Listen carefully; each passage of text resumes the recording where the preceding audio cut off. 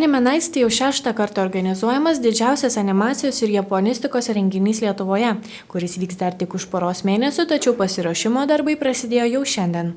Šiandien organizuojam Anime Nights fotosesiją. Ši fotosesija yra skirta Anime Nights renginiui reklamuoti. Pasikvietėme keletą merginų iš studentų atstovybės, kad pasifotografuotų jos. Jos geranoriškai sutiko, dėl to mes labai džiaugiamės. Praeitais metais sugalvojame, kad tai galima įvykdyti kaip reklamą ir šiais metais pagalvojom, kad tai pasiteisino ir norim tai pakartoti.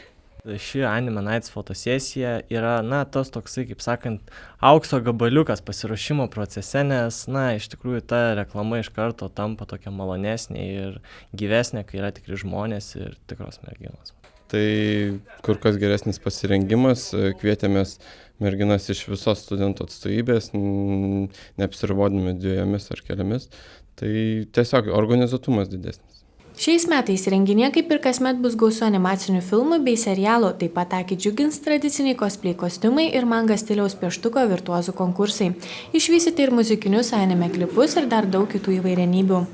O pats festivalis kažkuo išsiskirs?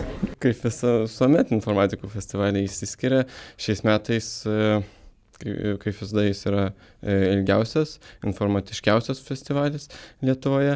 Vykdomos konferencijos, visi renginiai susiję arba su informatika, arba su informaciniam technologijom.